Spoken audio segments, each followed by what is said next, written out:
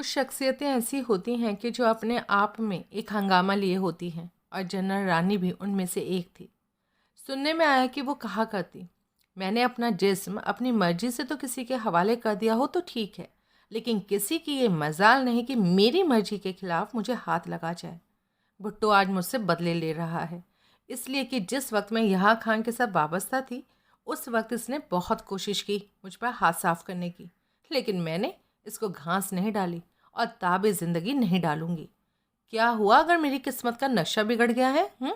मैं जनरल रानी हूँ, टूट सकती हूँ, झुक नहीं सकती। भुट्टो खुद क्या करता है? अच्छी तरह मालूम है, बड़ा सदर बना फिरता है। इसकी ये असलियत से तो मैं खूब वाकिफ़ हूँ। जहाँ जहाँ जाता है, छोकरियाँ सप्लाई करने वाले इस दल्ले को घिरे होते हैं। ये क्या संवारेगा मुल्कों को? खुद साला रंडी की औलाद। इसने अपनी पार्टी के गुलाम मुस्तफ़ा खैर, यानी कि पंजाब के गवर्नर की बीवी तक को नहीं छोड़ा। क्या पंजाब पीपल्स पार्टी में खैर से बढ़कर लायक आदमी कोई नहीं जो पंजाब का गवर्नर बनता? लेकिन नहीं, उस गवर्नरी के पीछे भी एक सौदा हुआ था। खैर की शादी होते ही इसने उसे 10 दिन के लिए मुल्क से बाहर भेज दिया, और आप इस दौरान उसकी बीवी के साथ गवर्नर हाउस में पड़ा रहा। पूरा मदारी है, मदारी। लोग तो साले बेवकूफ़ हैं। अभी वो दौर आने वाला है कि इस मदारी का चेहरा लोगों के सामने आएगा। जगह जगह इसके खिलाफ बगावत होगी, और इसको सदर की कुर्सी पर बैठाने वाले हाथ ही इसके गले की तरफ लपकेंगे। ये पीपुल्स पार्टी और इसके चमचे जो खुद गुंडों की जमात हैं, इस देश की हुकूमत नहीं चला सकेंगे। एक बार और फिर यहाँ फौज का राज आएगा, और खुदा ने चाहा तो मेरा महबूब यहाँ खान एक बार फिर पाकिस्तान की हुकूमत संभालेगा। तब मैं इन सब सालों से इनकी करतूतों का हिसाब लूँगी। सालों को सड़क पर खड़ा करके गोली ना मरवा दी ना, तो मेरा नाम भी जनरल रानी नहीं। इन्होंने जो ताकत हासिल की है, वो लोगों को बेवकूफ़ बनाकर हासिल की है। मैंने तो जो ताकत हासिल की थी, वो अपने हुस्न जवानी के बल पर थी, जो खुदा ने मुझे अता की है। खुदा वो दिन ज़रूर लाएगा जब मैं इन सब के चेहरों को बेनकाब कर देखूंगी। लोग इनके नाम पर थूकेंगे। इनकी बीवी और बेटियां भी मेरी तरह जेलों में सड़ रही होंगी। जनरल रानी की ये पेशीनगोई गलत साबित नहीं हुई। आज जब मैं इस किताब के वर्क तहरीर कर रहा हूँ, तो अखबार की सुर्खियाँ मेरे सामने है कि जुल्फ़िकार अली भुट्टो की बीवी नुसरत भुट्टो और बेटी बेनज़ीर भुट्टो दोनों जेल में बंद हैं, और उनके खिलाफ फौजी अदालती मुकदमे ज़ेर समाअत हैं।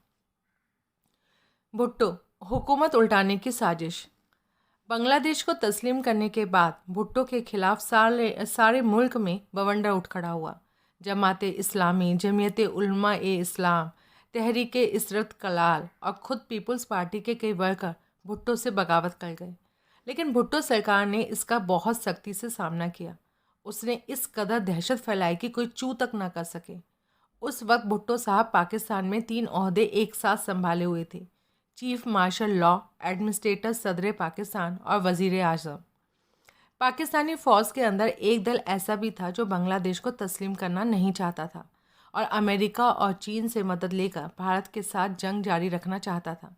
लेकिन भुट्टो ने हालात की हकीकत को तस्लीम करते हुए 72 में इंदिरा गांधी के साथ शिमला समझौता कर लिया। भुट्टो ये बात समझ गए थे कि अमेरिका और दूसरे पश्चिमी मुल्कों के पीछे लगकर पाकिस्तान 48, 65 और 71 में भारत के खिलाफ लड़ी जाने वाली 3 जंगों में बुरी तरह मार खा चुका था। 71 की जंग ने तो उसकी कमर ही तोड़कर रख दी थी। अब वो भारत के साथ बैर बढ़ाकर और ख़तरा मोल नहीं लेना चाहता था। दूसरी ओर पाकिस्तान के 93 यानी कि 93,000 जंगी कैदियों और 195 आला दर्जे के फ़ौजी अफसरों को भी रिहा करवाया था।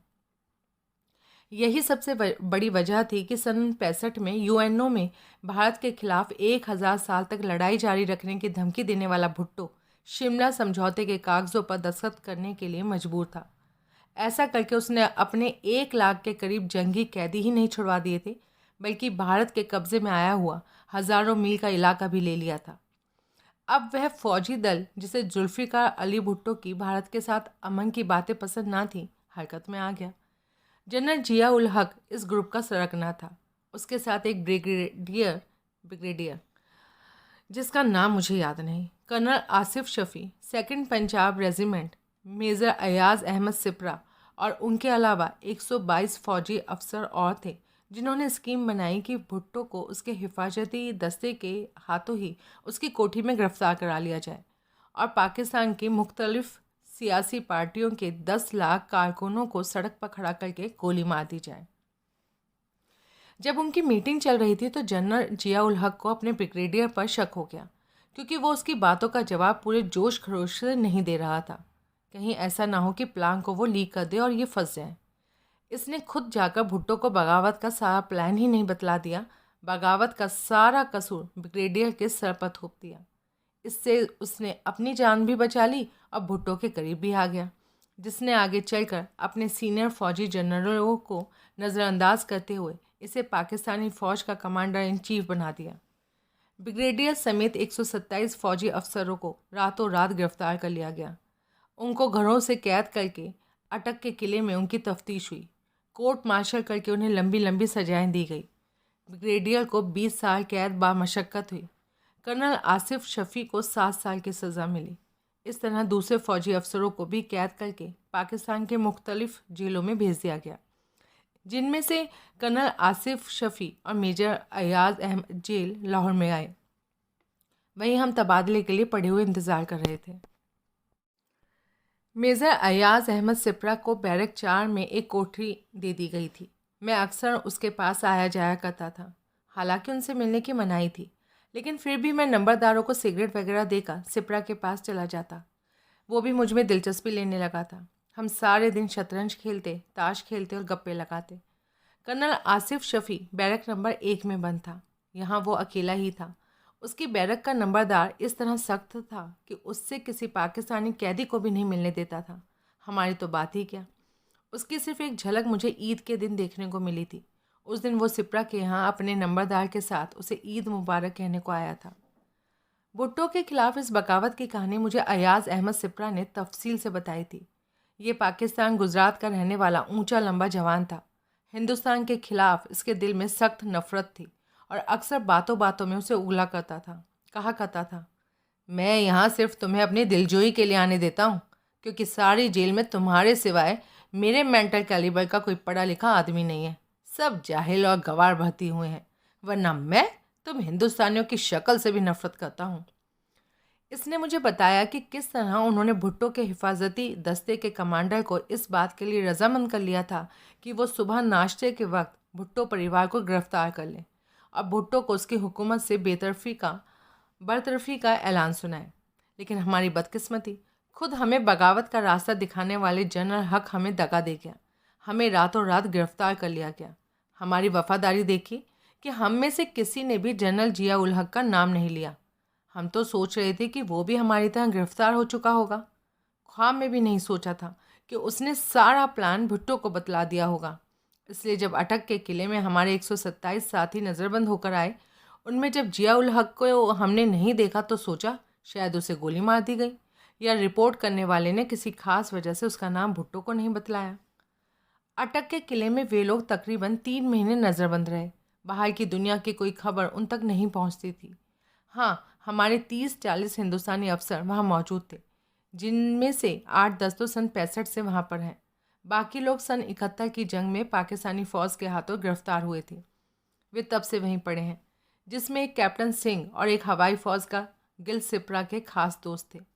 ये लोग उनके साथ हर रोज़ बैडमिंटन खेला करते थे, टेलीविज़न देखते। जब तक वे ज़िंदा हैं वहाँ रहेंगे। जो भी हिंदुस्तानी एक बार अटक के किले में दाखिल हो जाता है, उसका नसीब अटक के किले की रोटियों और मर जाने पर मिट्टी के तेल का कनस्तर होता है। जीते जी उसको रिहा नहीं किया जाता। पहले तो उन्होंने सोचा कि वे भी अब सारी उम्र के लिए अटक के किले में कैद होकर रह जाएंगे, लेकिन जब कोर्ट मार्शल करने के बाद उन्हें सज़ा दे दी गई तो दिल को कुछ राहत महसूस हुई। सबसे कम सज़ा 3 साल कैद सिपरा को मिली। उसमें से 2-2.5 साल काट कर उसे रिहा हो जाना था। उसका कहना था, ये भुट्टो बचेगा नहीं। जैसे जिया उल हक का दाव चल गया ना, वो इसे उखाड़ फेंकेगा। जहाँ तक मेरा ख्याल है वो इसे ज़िंदा भी नहीं छोड़ेगा। मैं शख्स की खुरेंजी तबीयत से अच्छी तरह वाकिफ़ हूँ। अगर एक बार यह हुकूमत संभालने में कामयाब हो गया तो फिर पाकिस्तान को इसके हाथों खुदा तो चाहे छीन ले, कोई शख्स हुकूमत नहीं हथिया सकेगा। देख लेना, पाकिस्तान में अभी तक जितने डिक्टेटर हुए हैं, ये उनमें से सबसे सख्त तबीयत डिक्टेटर साबित होगा। इसके इरादे इस कदर पुख्ता हैं कि जो कुछ ये दिल में ठान लेता है करके रहता है। बोलने में इस कदर मीठा और मिलनसार कि कलेजा निकाल कर दे दे, लेकिन अंदर से पूरी छुरी। खुदा करे इसके हाथ में हुकूमत आ जाए। बच्चों, फिर हम तुम हिंदुस्तानियों से निपट कर दिखाएंगे और तुम्हें बतला देंगे कि जंग क्या होती है। हिंदुस्तान और पाकिस्तान में वो आखिरी जंग होगी, फैसला कुन जंग। फिर या तो हम तुम पर हुकूमत करेंगे या फिर तुम हम पर। या तो पाकिस्तान का नामो निशान ही दुनिया के नक्शे से मिट जाएगा या फिर पूरा हिंदुस्तान पाकिस्तान में तब्दील हो जाएगा। अब तो तुम अपने घर जा रहे हो, फिर हम तुम्हारे घर आएंगे, तब तुमसे कहेंगे, चल रे साले किराड़, या तो कलमा पढ़ या मरने को हो जा तैयार। पर मुझे लगता है साले कि तू फिर बच जाएगा, क्योंकि तेरी तो सुन्नत हुई है, यानी मुसलमान होने का पक्का सर्टिफिकेट है तेरे पास, इसलिए तेरे को कोई हाथ नहीं लगाएगा। ये बातें वो मजाक में कह रहा था या दिल की गहराई से। उस वक्त तो मैंने उन्हें कोरी बकवास समझा, लेकिन आज हालात ने जो पलटा खाया है उसने मुझे ये सोचने पर मजबूर किया है कि ज़रूर कुछ ना कुछ होने वाला है। जनरल जिया उल हक भुट्टो को फांसी के तख्ते पर लटका चुका है। दुनिया सोचती थी कि जिस दिन भुट्टो को फांसी दी जाएगी पाकिस्तान में ज्वालामुखी फूट पड़ेगा, लेकिन ऐसा कुछ नहीं हुआ। चीन, अमेरिका और बरतानिया ने मिलकर पाकिस्तान की पीठ थपथपानी शुरू कर दी। पाकिस्तान एटमी हथियारों की होड़ में भी शामिल हो गया है। उधर अमेरिका ने भारत को यूरेनियम सप्लाई करना बंद कर दिया है और वो धड़ाधड़ पाकिस्तान को हथियार दे रहा है। जिया उल हक भारत में खालिस्तान का नारा लगाने वाले गंगा सिंह के साथ हैं, जो अपने आप को सदरे खालिस्तान कहता है। बैंकॉक के रास्ते दुनिया भर में खालिस्तान के पासपोर्ट पर पंजाबियों को गैरकानूनी ढंग से घुसाकर अरबों रुपया इकट्ठा करता है। इस गंगा सिंह को अमेरिका का सदर रीगन व्हाइट हाउस में डिनर खिलाता है और ये इस वक्त इस कदर अमीर है कि बहुत जल्द अरबों रुपया खर्च करके कोई टापू खरीदने और खालिस्तान ही हुकूमत कायम करने के सपने ले रहा है। इन बातों से संकेत मिलता है कि बहुत जल्द इस खित्ते में फौजों की टक्कर होने वाली है। बांग्लादेश को तस्लीम करने के बाद भुट्टो सरकार के कदम लड़खड़ाते चले गए। आवाम को खुश करने के लिए उसने बहुत पापड़ बेले। उसने 15,000 अधिकारियों को रातों रात सर्विस से बर्खास्त करके घर भेज दिया और गैर मुल्की राजदूतों की सभा के बीच स्पीच देते हुए उन्हें माँ बहन की गंदी गालियाँ तक दे डालीं। तब सब विरोधी पार्टियां एकजुट होकर भुट्टो के खिलाफ बगावत पर उतर आईं। जमीयत उलमा इस्लाम के मौलाना मौदूदी, तहरीक इस्तक़लाल के एयर मार्शल असगर खान, अब्दुल गफ्फार खान का बेटा वली खान, महमूद अली कसूरी, यहाँ तक कि इसका शुरू का साथी गुलाम मुस्तफ़ा खैर, सब इसके खिलाफ हो गए। सिंध के पीर पगाड़ों के अपनी सेवा में 15,000 हथियारबंद आदमी थे। उन सबों ने बगावत का झंडा बुलंद कर दिया। पाकिस्तान की जेलें भर दी गईं। लड़की नुमा बाल बढ़ाए कॉलेज के खूबसूरत नौजवान लड़के भी जेलों में बंद हो गए और इस व्यक्ति ने इनके साथ जो सलूक करवाया उसे देखकर रूह कांप उठती थी। कोट लखपत की जेल में सैकड़ों की तादाद में कॉलेज के तालिबे इल्म बंद थे। रात में उनको 10-10 की टोलियों में बाहर निकाला जाता और जिस्मानी भूख से परेशान 20 साल कैदी उन पर छोड़ दिए जाते।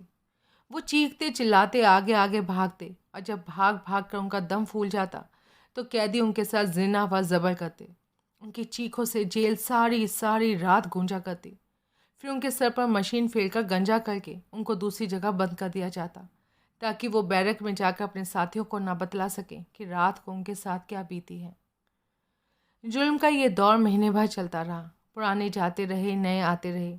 ये वही तालिबे इल्म थे जो कभी खुदा से गिड़गिड़ा कर दुआएं मांगा करते थे, या रब एक बार भुट्टो को पाकिस्तान का सदर बना दे। अब वही उसकी माँ बहन की नंगी गालियाँ देते जा रहे थे। बांग्लादेश बनने से पाकिस्तान की अर्थव्यवस्था की कमर टूट गई थी। पहले पाकिस्तान दूसरे मुल्कों को पटसन चाय बेचा करता था, लेकिन अब सारी आमदनी ख़त्म हो गई थी। वस्तुओं के भाव आसमान छू रहे थे। चीनी 15 रुपये सेर, चाय का कप 1 रुपये में, प्याज 6 रुपये सेर और डालडा घी 18 रुपये किलो बिक रहा था। इससे पाकिस्तान के सभी हिस्सों में अफरा तफरी फैल गई। कभी डाक ताल के मुलाजिम हड़ताल कर रहे हैं तो कभी बिजली वाले। चारों तरफ हड़तालों का दौर उठ खड़ा हुआ था। गरीब को सांस लेना मुश्किल हो गया था। वार्डन अफसर जेल की पकी हुई रोटियां कपड़ों में लपेटकर बाल बच्चों के लिए ले जाते नजर आते। कैदियों को उनके रिश्तेदारों की तरफ से मुलाकात में आने वाले राशन में भारी कमी हो गई थी। सिगरेट, साबुन, टूथपेस्ट, मिठाई और फलों की जगह गुड़ और चने ने ले ली थी। किसी अमीर घर से ही कैदी के लिए ये चीज़ें आया करती और इसका असर हम लोगों के दैनिक जीवन पर भी पड़ा। अब अगर किसी पाकिस्तानी कैदी से हम सिगरेट मांगते, या तो वो इनकार कर देता या फिर कहता कि भाई यहाँ बैठकर कश लगा ले, तुम्हें देने के लिए तो अब सिगरेट नहीं बचे हैं। क्या करें, महंगाई इस कदर बढ़ गई है कि घर वाले बड़ी मशक्क़त से हफ्ते में एक डब्बा सिगरेट दे पाते हैं। हमने सिगरेट के टुकड़े चुनना फिर शुरू कर दिया था। उसी बीच कैदियों के तबादले की लड़ी शुरू हो गई थी। मुसीबत ये थी कि जिन लोगों ने पाकिस्तान में अपने नाम और पते गलत लिखा रखे थे, उन्हें भारत सरकार ये कहकर कि ये हमारे आदमी नहीं है, बॉर्डर से ही वापस कर देती थी। इस तरह पहली 3 टोलियों में भेजे गए 150 आदमियों में से 70 आदमी लौटकर आ चुके थे। वे बेचारे बड़ी बुरी हालत में पाकिस्तान की जेल में दिन गुजार रहे थे। अक्सर भारत सरकार को गालियां दिया करते थे। कई कई दिन बीत जाते, चाय का एक कप नसीब हुए मेरे साथियों को। मैं तो रोज़ाना मेजर अयाज अहमद सिपरा के यहाँ जाकर एक चाय पी लिया करता था। वो मुझे हर तीसरे दिन 20 सिगरेटों वाला टैंक का पैकेट दिया करता था। अच्छे खाते पीते घराने का आदमी था। उसकी तगड़ी मुलाकात आया करती थी। एक बार मुझे फूड पॉइजन हो गया। लगातार 10 घंटे उल्टियाँ और दस्त आते रहे। लगता था जैसे मैं बचूंगा नहीं। मेरा साथी सोहनलाल उर्फ करमचंद मुझे पीठ पर लाद कर जेल के अस्पताल में भर्ती करवाया। जेल का चीफ कंपाउंडर काजी था। वह हिंदुस्तान कैदियों के साथ बहुत बेरुखी से पेश आता था। पहले तो उसने बहुत नानुकुल की, लेकिन जब दरोगा को रिपोर्ट की गई तो उसने फ़ौरन भर्ती कर लिया। मेरी हालत इस कदर पतली हो गई थी कि उठकर पेशाब भी नहीं कर पा रहा था। दवाई से मुझे आराम तो आ गया, लेकिन कमज़ोरी बहुत थी। आखिर मैंने सोहनलाल के साथ अयाज अहमद सिपरा को संदेश भेजा कि मेरी कुछ मदद करे। जेल की तरफ से तो अब फल और दूध पाकिस्तानी कैदियों को ही बड़ी मुश्किल से मिलता था, फिर मुझे कौन देता। मेजर सिपरा ने सोहनलाल को 10 रुपये नकद और कुछ फल देकर कहा, उसके राड से कहना, साले जिंदा रहा तो मैं ये रुपया ब्याज समेत हिंदुस्तान आकर वसूल करूँगा। तुम्हारे बनिया खानदान के लोग भी तो हमारे पुरखों से यही करते रहे हैं ना। उसके बाद सिपरा लगातार 10 दिन तक मुझे अपनी तरफ से फल और दूध भेजता रहा। सोहनलाल को अफीम खाने की बड़ी बुरी बीमारी थी। उसने फल तो मुझे दे दिए, लेकिन 10 रुपये डकाल गया और अफीम मंगवा कर खा गया। एक दिन सिपरा खुद अस्पताल आया और मेरा हालचाल लेने लगा और पूछा, तुम्हें 10 रुपये भेजे थे, उसका क्या किया। मैं समझ गया कि पैसे सोहनलाल डकाल गया, लेकिन मैं ये बात सिपरा से छुपा गया। वो सिगरेट मंगा लिए थे। इस पर वो बहुत नाराज़ हुआ। साले, मैंने तुम्हें पैसे भेजे थे सेहत बनाने के लिए, और तुम उल्टा यहाँ सेहत खराब कर रहे हो। जल्दी ठीक हो, तुम्हारा नंबर आ गया हिंदुस्तान जाने का। मैं अभी अभी ये खबर ड्योढ़ी से सुनकर आ रहा हूँ, और जिन कैदियों को जाना है उनकी फेहरिस्त में तुम्हारा नाम भी है, पढ़कर आ रहा हूँ। अब तो साले मुस्कुरा दो। हिंदुस्तान चाह कर चाहे भूल जाना, लेकिन हमारा खाया हुआ माल याद रखना। इंशाअल्लाह फजले खुदा, हाँ, एक दिन ज़रूर तुमसे इनकी कीमत वसूल करने आएंगे। ये कहकर मेजर सिपरा चला गया। घर जाने की खबर सुनते ही सारी बीमारी पंख लगाकर उड़ गई। मैं फ़ौरन छलांग लगाकर चारपाई से उठ खड़ा हुआ।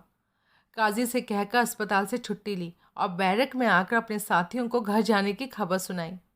आखिरी चालान में हम 30 आदमी आने वाले थे। बाकियों के नाम के बारे में अभी पता नहीं था। हाँ, मैं और सोहनलाल उसमें थे, ये मुझे सिपरा ने बतला दिया था। हम लोगों के पास जो कपड़े थे उनकी हालत बहुत बुरी हो चुकी थी। चुनाचे सिपरा ने सोहनलाल के लिए अपना नया कुर्ता सलवार का जोड़ा और मेरे लिए सूट टाई और बूट मंगवा कर दिए। अब एक एक पल बड़ी मुश्किल से कट रहा था और हर वक्त घर के ख्याल घिरे रहते थे। जब 2-3 दिन तक जेल खाने वालों ने चालान की खबर की कोई पुष्टि नहीं की तो हम सोचने लगे, कहीं सिपरा ने गप तो नहीं मार दी। लेकिन 8 दिसंबर 1973 को सुबह हम 30 आदमियों को बतला दिया गया कि अगले दिन जेल की गाड़ी हमें भारत वापसी के लिए तबादले की खातिर सुबह 9 बजे बाघा बॉर्डर ले जाएगी। हमारे साथ बाबू मदन गोपाल, चनन सिंह भुल्लर, जैकब मसीह पादरी, अनवर खान, ओम प्रकाश बुधवार, चेतन सिंह वगैरह सभी लंबी कैद वाले कैदी थे। इन्हें पाकिस्तान में जासूसी के इल्ज़ाम में 10 साल से लेकर मौत तक की सज़ा दी गई थी। हम ये खबर सुनते ही खुशी से नाचने लगे। वो सारी रात हंसते गाते गप्पे मारते आंखों ही आंखों में गुजर गई। भारत वापसी। 9 दिसंबर 1974 को सुबह 4 बजे ही उठकर हम फारिग हुए और जल्दी जल्दी तबादले की तैयारी करने लगे। हम में से हर एक का दिल खुशी से उछल भी रहा था और इस डर से धड़क भी रहा था कि कहीं ऐसा ना हो कि हिंदुस्तान में हमारी तस्दीक ना हो सकी हो या भारत सरकार के अधिकारी हमें बॉर्डर पर हिंदुस्तानी मानने से इनकार कर दें, हमें फिर अनिश्चित काल तक पाकिस्तान की जेलों में सड़ना पड़े। हमसे पहले 60-70 कैदियों के साथ यही हो चुका था। ये तबादले के लिए आए थे, लेकिन सही तस्दीक ना हो सकने के कारण भारतीय अधिकारियों ने उन्हें हिंदुस्तान मानने से इनकार कर दिया था। वो बेचारे न जिंदा थे और न मुर्दा, पाकिस्तान की जेलों में अपना वक्त रो धोकर गुजार रहे थे। सुबह 8 बजे हम सबको ड्योढ़ी में बुलाया गया और हमारे सामान की अच्छी तरह तलाशी ली गई। पाकिस्तान की जेलें भी अपने आप में एक करिश्मा है। हमारे पास जो पाकिस्तानी रुपए थे उन्हें यहाँ हमने स्मगलर कैदियों से भारतीय नोटों से बदलवा लिया था और इस ढंग से छुपाया था कि तलाशी के दौरान पकड़े ना जा सके। मेरे गले में भगवत गीता का अबुल फैज़ी का लिखा हुआ उर्दू तर्जुमा था, जिसे मैंने मियाँ वाली जेल में हंगामे के दौरान जेल लाइब्रेरी से उड़ा लिया था और वो आज भी मेरे पास सुरक्षित है। 9 बजे गाड़ी हम 30 कैदियों को लेकर बॉर्डर की तरफ रवाना हुई। गाड़ी बंद थी, जिसमें से बाहर कुछ भी नहीं देखा जा सकता था। बागा बॉर्डर पर आकर हमें उतारा गया। बॉर्डर के दोनों तरफ सीमा रेखा से 1-1 किलोमीटर दूर हिंदुस्तानी और पाकिस्तानी शहरियों का हुजूम था। ये बरसों से बिछड़े अपने रिश्तेदारों और अजीज़ों को लेने आए थे। दोनों तरफ पुलिस का भारी जमाव था, जो लोगों को बॉर्डर के नज़दीक नहीं आने दे रही थी, और दोनों तरफ बैंड बज रहा था।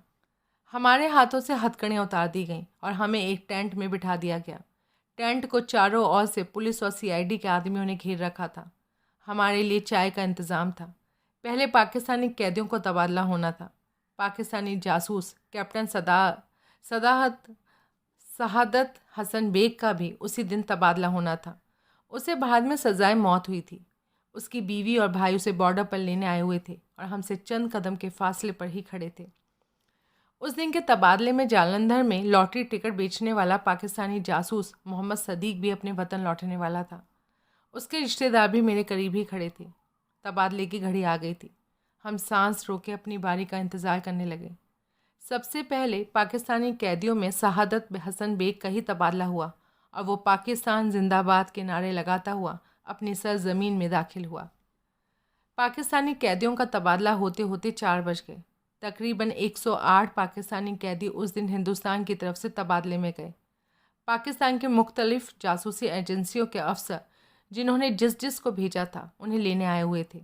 हमारे सामने ही उनको 2-2 रुपया दिया गया और कहा गया, एक हफ्ता अपने बाल बच्चों में बिताकर अपने अपने दफ्तरों में रिपोर्ट करें। 4 बजे हमारी बारी आई। अब हिंदुस्तानी कैदियों का तबादला शुरू हुआ। लिस्ट में मेरा नंबर 15वां था। भगवान का शुक्र है कि अभी तक भारतीय अधिकारियों ने किसी भी कैदी को ये कहकर नहीं लौटाया था कि उसकी तस्दीक नहीं हुई है। जब मुझे पाकिस्तानी अधिकारियों ने हमारे अधिकारियों के सामने पेश किया तो उन्होंने मुझसे मेरा नाम पूछा। नाम मैंने बतला दिया। मुख्य अधिकारी बोला, वेलकम, एक्सेप्टेड, और मैं जोश से भारत माता की जय पुकारता हुआ अपनी सीमा में उस तंबू की तरफ दौड़ा जहां मुझसे पहले तबादले में आए मेरे साथी बैठे थे। एक सीआईडी अधिकारी ने मुझे उस समय दौड़ने से रोका और मेरे कान में बतलाया, उधर बाद में जाना, पहले अपने पिता से मिलो। और तो किसी को हमने इधर नहीं आने दिया है, मगर वे पुलिस में हमारे साथ रह चुके हैं, इसलिए सिर्फ उन्हीं को इधर आने की इजाज़त दी है। जब मैंने अपने पिता की हालत देखी तो दिल में धक्का पहुंचा। आंखें रो रो कर धंस गई थी। चेहरे पर झुर्रियाँ ही झुर्रियाँ पड़ी हुई थी। वो मुझे देखते ही लिपट कर रोने लगे और बोले, हमें छोड़कर कहाँ चले गए थे बेटा? मैंने उन्हें बड़ी मुश्किल से चुप कराया। वो मेरे एक एक अंग को टटोल टटोल कर देख रहे थे कि कहीं मुझे अंगहीन तो नहीं बना दिया। फिर मैं उनको साथ लेकर अपने साथियों के बीच आ गया, सबसे मिलवाया। हमें बतलाया गया कि अभी हम घर नहीं जा सकेंगे क्योंकि पाकिस्तान ने पहली टोली में चंद पाकिस्तानियों को हिंदुस्तानी बनाकर भेज दिया था। इसलिए जब तक हमारी सही तस्दीक नहीं हो जाती और हमारे शहर का म्यूनिसिपल कमिश्नर जब तक हमारे कैंप में आकर हमारी तस्दीक नहीं करता, तब तक हमें घर जाने की इजाज़त नहीं दी जाएगी। चुनाचे पिताजी तो घर चले गए और हमें अमृतसर जेल में रखा गया। यहाँ हिंदुस्तानी कैदियों के लिए एक कैंप बनवाया गया था। अगले ही दिन सुबह भारत में मुख्तलिफ गुप्तचर विभागों के अधिकारी हमसे मिलने आए। हर अधिकारी के ज़िम्मे 4-4, 5-5 हिंदुस्तानियों के बयान लिखने की जिम्मेदारी डाली गई कि वो पाकिस्तान किस तरह पहुंचा था। मुझे उस वक्त हैरानी हुई मैंने जब सूबेदार प्यारा सिंह चीमा को भी बयान लिखने वाले अधिकारियों में पाया। ये वही गद्दार था जो अमरीक सिंह को मेरे कमरे में ठहरा गया था और अमरीक सिंह इसी से सूचना लेकर पाकिस्तान पहुंचाया करता था। इन दोनों की वजह से ही मैं और मेरे 5-6 साथी पाकिस्तान में गिरफ्तार हुए थे। चुनाचे अगले दिन मैंने ये बात मुख्य अधिकारियों के नोटिस में डाली। उसके बाद मुझे चीमा की शक्ल वहाँ देखने को नहीं मिली। अधिकारियों को बयान लिखने और तस्दीक का काम निपटाने में 10 दिन लग गए। 19 दिसंबर 1974 को फिरोजपुर बस्ती टेंकावली का municipal commissioner Satish Kumar Jain jail में आकर मेरी तस्दीक कर गया। मेरे पिता और हमारी गली के मिस्टर सोडी मुझे लेने आए। शाम 6 बजे मैं उनके साथ बाहर आया और बस पकड़कर मकचू पहुँचे। यहाँ से हमने जालंधर से आने वाली गाड़ी पकड़ी और 11 बजे फिरोजपुर पहुँच गए। स्टेशन पर बहुत सारे लोग मुझे लेने आए हुए थे और मेरी पत्नी प्रभा तो दुल्हन की तरह सजा कर अपने साथ लाए थे। स्टेशन पर मुझे हारों से लाद दिया गया। लोग मुझे घर तक छोड़ने आए। सारी रात घर में बहुत हंगामा रहा। जैसे शादी और ब्याह में गिद्दा डाला जाता है, वैसे ही लड़कियां गाने गा गा कर नाचती नहीं।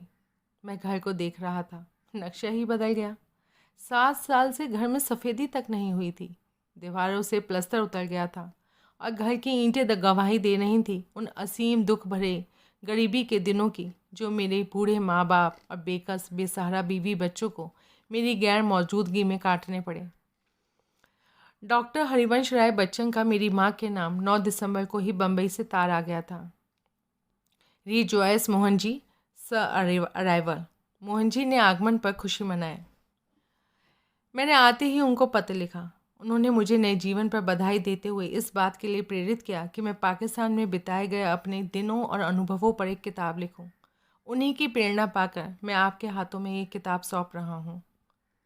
वापस जाने के बाद कुछ दिनों तक तो घर में मिलने वालों का तांता बंधा रहा। लोग दूर दूर से मुझे देखने के लिए आते और तरह तरह के सवालात करते। हर आने जाने वालों के लिए घर में चाय का औपचारिक प्रबंध था। हर समय अंगीठी पर चाय का पानी चढ़ा रहता था। फिर धीरे धीरे वो भीड़ खटनी शुरू हो गई। आंखों के सामने हर समय अब मैं क्या करूं कि समस्या खड़ी होने लगी। लोग मेरी गैर हाजिरी में परिवार की मदद करते रहे। अब उनके टुकड़ों पर पलना मेरी गैरत को गवारा ना था। सरकार तबादले में आए हिंदुस्तानियों की कोई व्यवस्था करती कि तभी दुर्भाग्य से देश में इमरजेंसी का दौर चला। 18 मार्च 1977 को जब श्रीमती इंदिरा गांधी फिरोजपुर में एक चुनाव सभा में तकरीर करने आईं तो उस दिन मेरे बुलावे पर देश के कोने कोने से आए पाकिस्तान द्वारा लौटाए गए सभी भारतीयों ने विशाल जुलूस निकाला। 77 के आम चुनाव में इंदिरा सरकार का पतन हो गया और जनता सरकार सत्ता में आई। हम सरकार के बड़े से बड़े अधिकारियों से लेकर मुंशियों तक से मिले। हर एक औपचारिक पत्र ले लेता, लेकिन कुछ भी करता नहीं था। शुक्र है कि मैंने बीएड कर रखा था और मुझे मेरे पुराने अनुभव और प्रसिद्धि के आधार पर स्कूल में अध्यापन का कार्य मिल गया, नहीं तो शायद रोटी के भी लाले पड़ जाते। जब दिल्ली में जनता पार्टी में शामिल होने वाले विभिन्न दलों का सम्मेलन मई 77 में हुआ तो मैं उसमें फिरोजपुर से डेलीगेट बनकर गया। तब भी मैंने तत्कालिक प्रधानमंत्री श्री मोरारजी देसाई से भेंट की। मेरा बड़ा लड़का झलकेश्वर भास्कर भी उस समय मेरे साथ था। मैंने मोरारजी से कहा, भारत सरकार को चाहिए कि वो उन हिंदुस्तानियों को जो देश के काम पर पाकिस्तान की जेलों में कई कई वर्ष सड़ते रहे हैं, इतने समय तक दुख झेलने का उचित पुरस्कार मिले। इस पर मोरारजी का जो उत्तर था उसे याद करके आज भी खून खौलने लगता है। अगर उस समय मेरे पास पिस्तौल होती तो मैं तब तक गोलियां बरसाता चला जाता जब तक कि उसका चैम्बर खाली नहीं हो जाता। जवाब था, हम पाकिस्तान के किए की सज़ा क्यों भुगतें? क्या तुम्हारा मतलब है कि अगर पाकिस्तानी सरकार तुम्हें 20 साल तक कैद रखती तो हम तुम्हें 20 साल का मुआवजा देते?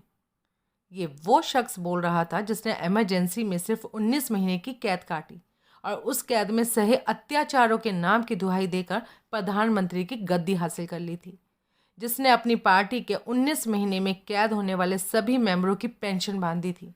सबसे बड़ा दुख तो मुझे इस बात का था कि इस शख्स के साथ मेरे व्यक्तिगत संबंध रह चुके थे। सैकड़ों की तादाद में सन 1967 से पहले के इसके लिखे पत्र पर मेरे पास थे, जिनमें से अधिकांश मैंने उस दिन गुस्से में जला डाले। कुछ अब भी संभाल कर रखे हैं। कई पत्रों में तो मुझे यहाँ तक लिखा गया था कि अगर पत्र में लिखी तिथि आपको सुविधाजनक नहीं है तो मुझे लिखें, मैं आपको और कोई समय और तिथि मिलने के लिए भिजवा दूंगा। मैंने उस दिन ही जनता पार्टी और साथ ही उसकी बेगैरत रहनुमा मोरारजी को भी अंतिम नमस्कार कर दिया। मेरी समस्या कुछ हद तक निजी प्रयत्नों और मित्रों के सहयोग से सुलझ गई है। आज मुझे ना जन्मभूमि भारत माँ से कोई गिला है और ना भारत सरकार से। फिर भी कई बार अपने साथियों को बुरी स्थिति में देखकर मन रो उठता है। भारतीय संविधान के मौलिक अधिकारों में भ्रष्टाचार के खिलाफ बोलने का अधिकार, राइट एक्सप्लॉयटेशन, हर एक नागरिक को है। आज मैं उसी का सहारा लेकर कहता हूँ कि देशभक्ति के नाम का सहारा लेकर इस देश में सैकड़ों नौजवानों की जिंदगियों से खिलवाड़ किया जाता है। कुछ लोग तो बेकारी का शिकार होकर इस धंधे में फंसते हैं, लेकिन उन्हें मिलता कुछ नहीं है, बस बॉर्डर क्रॉस करते हुए दुश्मन की गोली, दुश्मन की जेलें, अनगिनत पीड़ाएं और अत्याचार।